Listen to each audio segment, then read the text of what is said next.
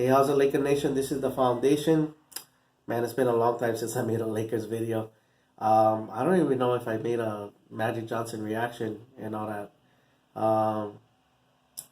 Because yeah, I was pissed at the way things was done. I mean, to him do him right before the game, and you know, and not really telling anybody and all that. It was frustrating, but at the same time too, I didn't want to jump on him just because yes, he's my favorite player. I wanted to give him the benefit of doubt. But then you already heard whispers of little things going on and all that, and then I want to really listen to that before I make that. And do I agree? Do I still agree with the way he did? No, I don't agree the way he did things and all that. But the more and more you hear about like he wasn't allowed to have the freedom to do things a certain way and all that, and he kept on getting um, backstabbed or whatever you want to say and all that, so it was horrible. I mean, for years I thought Jim Buss was the problem, because Jim Buss had this attitude of like it's my way or the highway, and everything. He didn't want to listen to anybody but himself. In a lot of ways, he undercutted Mitch Kupchak. I know Mitch Kupchak wasn't the perfect general manager, but but a lot of times Mitch Kupchak did make some good moves. He was, basically when Jim got involved, he basically said, "Well, you just have the title of general manager, so I can blame you for whatever happens and all that. Like you're gonna be the guy that's gonna take all the fall and all that." So and then Jeannie Buss is like, I thought that Jeannie Buss would have more of what Dr. Buss, rest his soul, rest in peace. Um, I thought she had more of that type of attitude, like what Dr. Buss had. And seems like now she just wants to like everybody hold hands and just be happy and all that kind of stuff. And it's like, it's not that way. You know, Dr. Buss, like he had a vision on how he wanted the Lakers. But most importantly, he understood winning was the ultimate. To get your vision out there of what you thought the Lakers should be, winning has to be at the top. You know, Jerry West, with Pat Riley, and then, with Magic Johnson, they had a vision. And they said, we have to do it this way. Dr. Buss was like, whatever you guys need, do it. That's the way.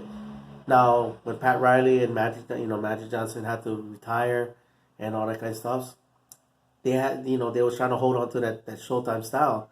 And then Jerry West was like, no, we need a new show. Enter Phil Jackson, Shaq, and Kobe. It was a great show, but that's not the same type of movie as Showtime Lakers was. And then when Shaq left, you know, they they need to make another show. But again, the number one thing was Dr. Buss was always whatever you guys need to get it done. And it seems like Jim Buss was like, you should be happy we allowing you to part of the Lakers. Jeannie Buss was like, well, it's great to be a Laker, and then it's not about that. Dr. Buss was all about, we want you to make the Lakers great again. We want you. We need you to help the Lakers become great. We need to bring, you need to bring back that glory back to the Lakers and all that. So that's the difference, I think, with Dr. Buss more than his kids and everything. I know NFL free agency, I have a different opinion on, but NBA free agency, I'm all for it. But to be truthful, we're not gonna get nobody unless his front office does something. I mean, what's going on with the coaching situation is horrible.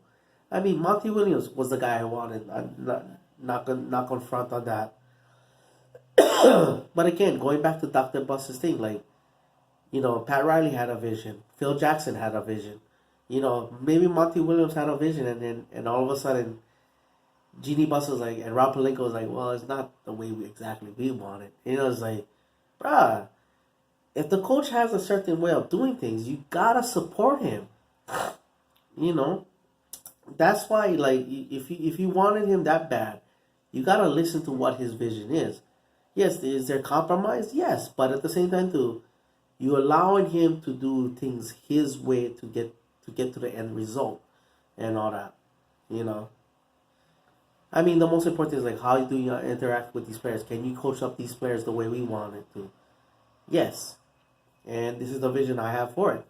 Not the way like, well, I don't know. I mean that sounds fine, but we want it the Laker way. It's like, it doesn't make sense. And again, with the Ty Lue situation, I wasn't high on Ty Lue, to be honest. But the way they did things to him was disgraceful. Basically, they said like, well, we got LeBron for this certain amount of years, so yes, we'll hire you to then. And then, but then you need to hire this coach to be on your staff. You need to hire this person to be on your staff. And then you basically said to Josh Hart, to Lonzo Ball, to Brandon Ingram, to Kyle Kuzma, you guys basically told them, well, we just want to keep LeBron happy. It's like, what about us? What about the Laker fans and all that? So, we're not gonna attract nobody with this type of. And again, going back to Monty Williams, it was embarrassing in losing him to the Suns. I know Jason Kidd has been mentioned, and they want to hire him on the staff. Um, you know, like maybe it's just a different opinions, the way he did things and all that. Lyle Hollins, like he seems like a guy that can really coach guys up to play to different potentials. But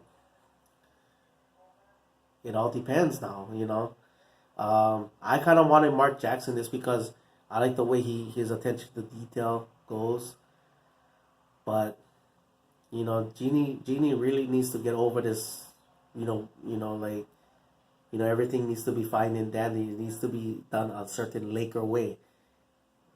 The Laker way used to be a winning way, and we need to bring that back. So it sucks, man. Like until we get something else, I don't know if I can make a video because it's like, what's there to talk about? It's a rerun. So yeah. All right. Anyway, I'll make a video when something new comes up. All right. Mahalo for watching. Laker Nation. Aloha.